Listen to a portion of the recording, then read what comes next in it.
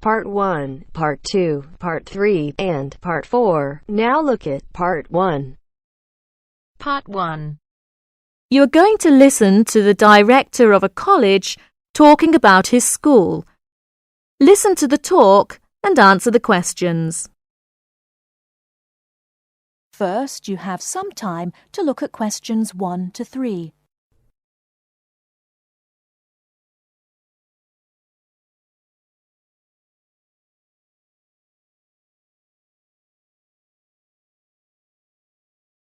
Now we shall begin.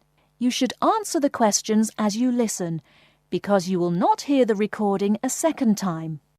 Listen carefully and answer questions 1 to 3.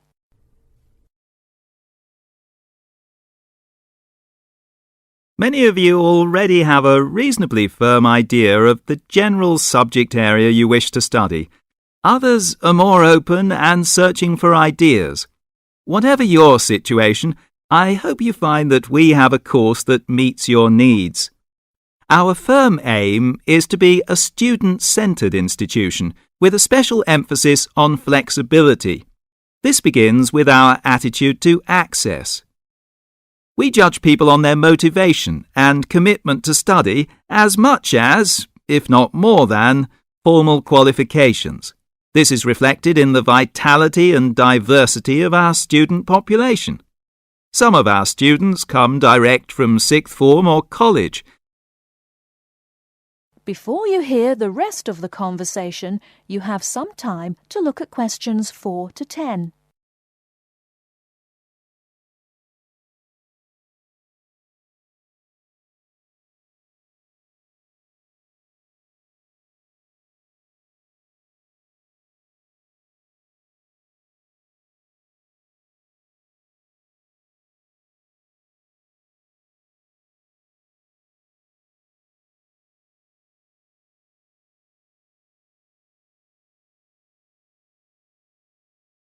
Now listen and answer questions 4 to 10. Others are coming into higher education after a short or long gap from formal education. Some are seeking a specific set of skills with a particular job or profession in mind. Others are retraining or studying to give their careers a new direction or dimension. Some are learning about the very latest scientific, technological and commercial knowledge. Others are stretching their minds on sensitive environmental, social and cultural issues. Even a casual observation of the mix of our student body indicates that we're close to our aim of being a polytechnic for the whole community. To meet our students' needs, we have 500 academic and a further 500 support staff committed to good quality teaching, high standards, and sensitive and sympathetic student care. We have probably the longest experience of understanding and dealing with the differing needs of a diverse student population. I hope you'll find a suitable course at the Polytechnic College. If you want to come to the college and we consider you suitable, we'll do our best to find you a place. And when you're here, we'll work hard to make your experience enjoyable, stimulating, and educationally rewarding. That is the end of Part 1. You now have half a minute to check your answers.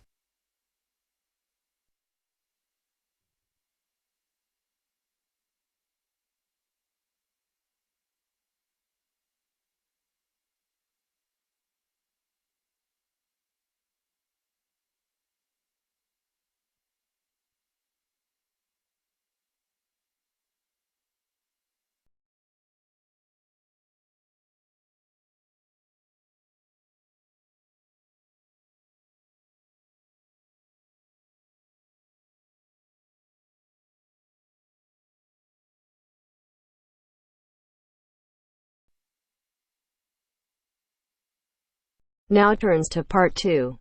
Part 2.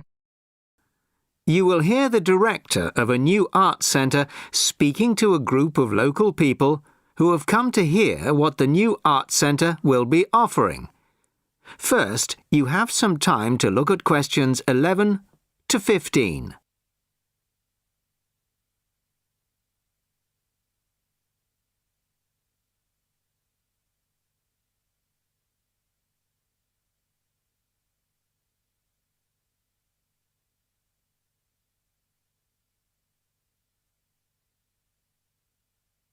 Listen carefully to the first part of the talk and answer questions 11 to 15.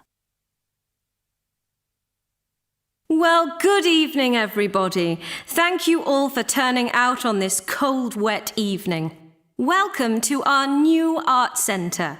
I'm delighted that so many people are interested in finding out about the facilities and events that we'll be offering.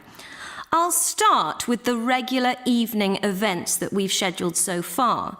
Sunday night will be film club night. Each week, we'll be showing a classic film from the 40s, 50s or 60s. Films will start at 6:45, and afterwards there will be an opportunity to discuss the film in the cafe bar for anybody who'd like to. Tickets for the film will be £5, but the discussion afterwards is free, although anybody who wants to buy me a drink is welcome to do so. On Thursday evenings at 7:30, the auditorium is given over to productions by touring theatre companies. This coming Thursday, we're very excited to be welcoming Pizzazz, a drama company featuring both able-bodied and physically handicapped actors. They'll be performing a rather special version of William Shakespeare's The Tempest, featuring music and dance, as well as dialogue. Fridays and Saturdays will be music nights, starting at 8 p.m, with classical or traditional music on the Fridays and pop rock on the Saturdays. However, as the sound system hasn't yet been fully installed, these events won't be starting for another few weeks. As well as evening performances, various events will take place during the day. So far, a mothers and toddlers session has been arranged for Monday afternoons, and of course, anybody can drop in for a coffee or a sandwich. The cafe bar will be open from 11 a.m. to 3 p.m. and 6 p.m. to 11 p.m. Mondays to Fridays, and 11 a.m. to midnight Saturdays and Sundays. Lunch will be served from 12:30 till 2, and light snacks will be available all day.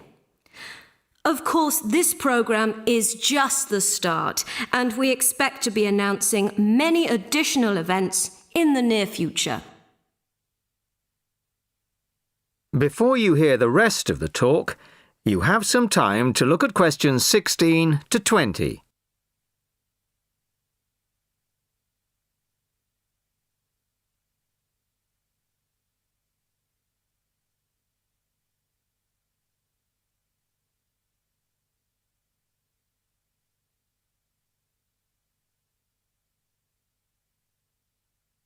Now listen and answer questions 16 to 20.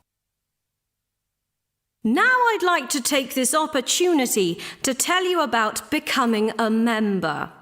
Membership benefits include reduced price tickets, priority bookings, and a monthly newsletter, which will feature the latest details of forthcoming events, plus details of other arts events in the local area.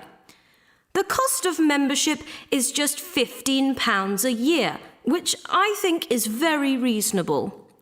To get a membership card, you'll need to provide us with a passport-sized photo, plus payment, of course, by cash or cheque.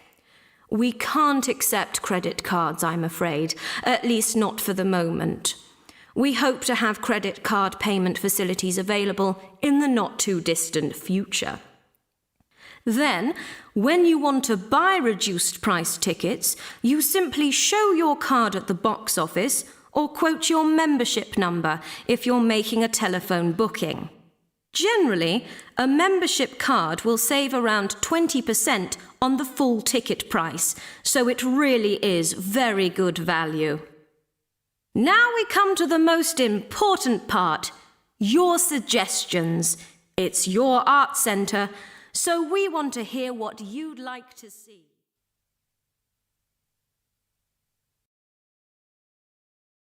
That is the end of part 2.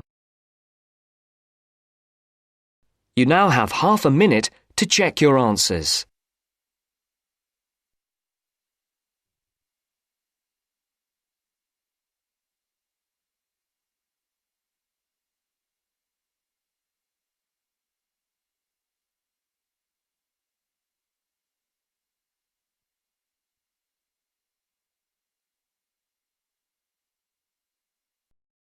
Now turns to part 3. Part 3. You will hear 2 business studies students discussing a presentation they'll do on an article on working effectively in groups. First, you have some time to look at questions 21 to 26.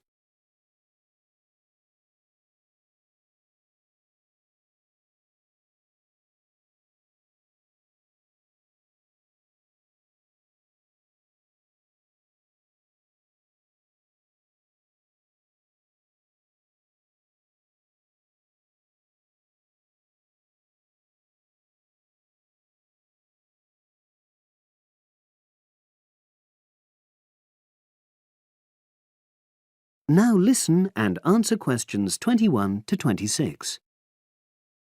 So, Brad, what did you think of the article on group work? Oh, hi, Helen. Yeah, it was pretty good, with helpful pieces of advice on how to make group work effective. I think we were lucky to be given such a straightforward text to present at the management skills seminar. Yeah. Actually, shall we discuss it now? Have you got time? Sure, it's only a 10-minute presentation, so we just need to explain and then give our views on the main points raised in the article. I'll jot down some notes. Right. So, there are 3 main sections. I suggest we start with listening. Yeah, effective listening in groups, because it's not something that's frequently covered on courses in our field.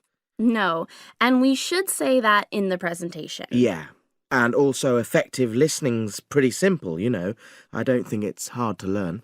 Well, people think it's easy, but in my experience, most of us tend to be very lazy listeners. Okay, I wouldn't argue with that. Something I do think we should emphasize is the power of the listener's posture, gestures, etc., in making speakers feel respected. Not that you're just waiting for them to finish before jumping in with your own ideas. Uh-huh. Okay, right. The next section is on goal setting. Let's make sure we're clear what the article says on this. Yeah. Well, firstly, it says that all group members must be given time to explain their own goals. That's it, yeah. And then did it say that the whole group should agree on common goals? That's a bit too strong. It's more that everyone's agendas should be equally acceptable. But it does say that goals have to be realistic, you know. Achievable within a particular time? You've got it. That's really what the article's saying. There isn't really any point in having ideals if group members know they won't come to anything within a reasonable period. So, I think a summary covering those points will be enough for that part of the presentation, don't you? Yeah. Now, the last section is about conflict resolution. Actually, I thought it was the worst part of the article. Me too. I don't think it went into sufficient detail on the issue. Actually, I thought it devoted too much space to it, but that it was all rather boring, you know? It didn't mention some of the more radical theories. Absolutely. I found that really irritating. Right, and also I think it could have said more about conflict sometimes being healthy in groups. Absolutely. It just mentioned rather glibly about how we should avoid thinking of winners and losers, and that quick resolution of conflict is always desirable. Without explaining what these terms mean? Well, it gives quite detailed definitions, but doesn't develop a proper argument. Right.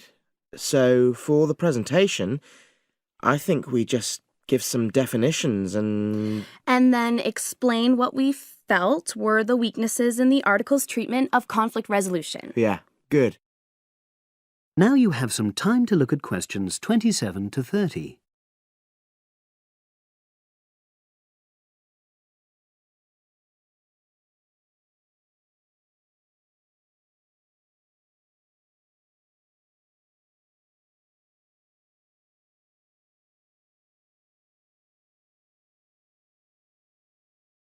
Now listen and answer questions 27 to 30. So, let's think about what we have to prepare for the actual presentation. Well, I suppose we'll use PowerPoint, but I'm hopeless at using it, especially if it has any visuals.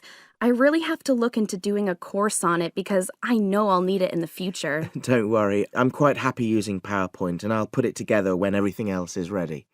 That's a relief. But yes, do that later. Okay. Now, I heard the tutor saying we have to include some well-chosen quotations from the article.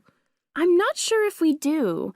I'll email him to find out. No need, I can just have a look at the specs he gave us when he set the task. That'll be quicker. But the tutor definitely said we have to prepare a handout to go with the talk. I'm not really sure how we do that. Sarah did one last year. Who's she? She's doing the same option as me on marketing.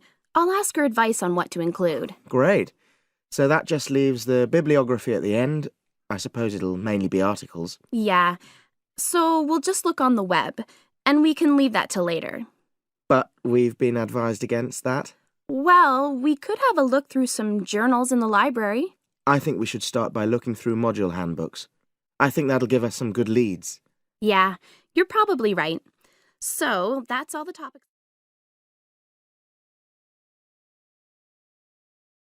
That is the end of part 3. You now have half a minute to check your answers.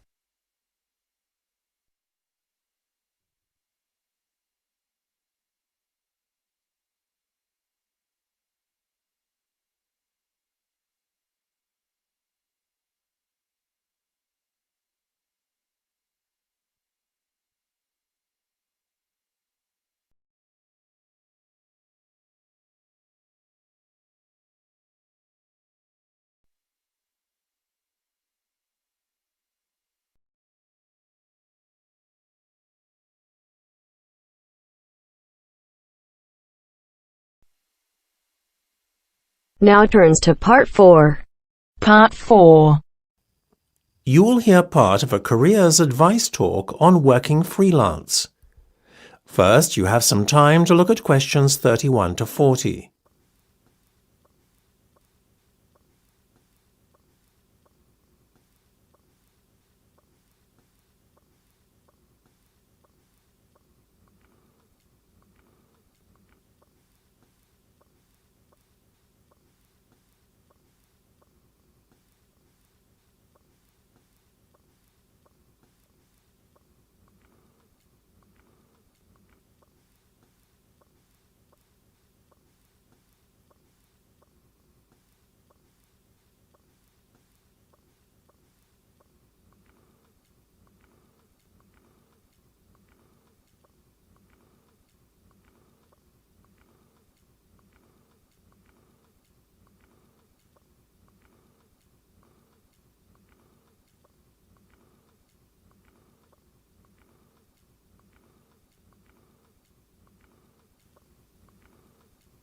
Now listen carefully and answer questions 31 to 40.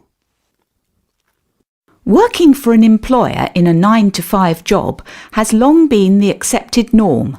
However, this could soon be set to change.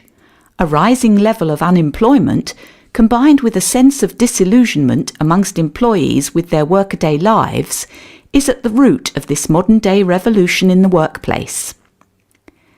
Now, there is a growing trend amongst people of all ages and from all walks of life to opt for freelance work rather than working for an employer. It sounds a risky option and a potentially stressful one, but on the whole, the benefits of freelancing seem to vastly outweigh those of working for someone else. In fact, recent research has shown that those who quit their jobs to work for themselves are the country's happiest and most productive workers. A study conducted by Dr. Jonathan Sapsed from Brighton University's Business School, in conjunction with the Arts and Humanities Research Council, looked at a total of 304 freelancers who were pursuing a range of professions in southern England. They found that, far from struggling to get by, many were not only doing well but excelling in their new professions. So, what are the advantages of freelancing? Well, there are many. One of the most obvious benefits is not having to be answerable to a boss and having to face criticism or unfair demands. In addition, not being based in an office or shared workplace with competitive or difficult colleagues is another bonus. But what is probably the most attractive pull of working freelance is the freedom to determine your own work schedule. You are no longer at the mercy of a timetable dictated to you by your employer. If you have family commitments, these can easily be fitted around your working hours. Furthermore, if you have an off day one day, it's easy to make up time another day without having to face your employer's wrath when you are being less productive than usual. Those who work in creative and digital industries stand to benefit most from working freelance. In these fields, workers are at liberty to choose their ideal working location, as they are not restricted to working in a set place. It really is an ideal lifestyle that many would aspire to if they were more aware of the options available to them.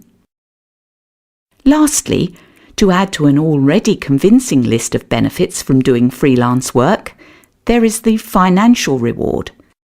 Freelancers typically work a 38-hour week and earn a median wage of £43,000, well above the national average of £25,000, and are happier than other workers.